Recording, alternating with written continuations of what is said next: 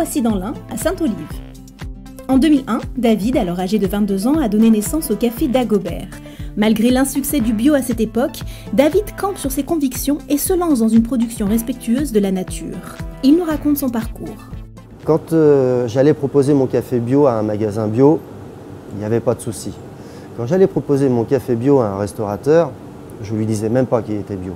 J'étais face à une clientèle pas forcément convaincue, qu'il fallait convaincre en permanence et convaincre de ses choix. Il y a un moment donné où c'est compliqué.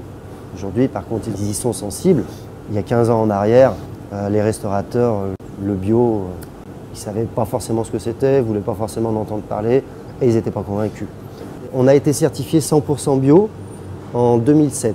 On avait déjà à l'époque une dizaine de provenances et j'ai voulu me faire certifier en bio uniquement à partir du moment où j'étais 100%.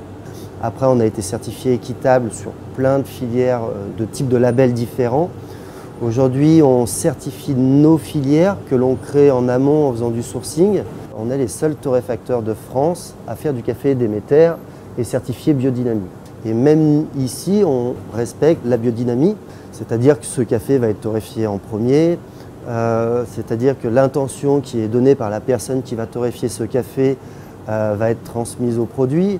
J'ai fait le choix de multiplier les unités de production, de ne pas travailler avec un seul torréfacteur. Je pourrais avoir une machine qui fasse les volumes dont on a besoin et même plus, et travailler sur ordinateur avec des courbes de température. Non, moi j'ai fait le choix d'avoir 4 machines différentes, de déléguer et de transmettre mon savoir-faire.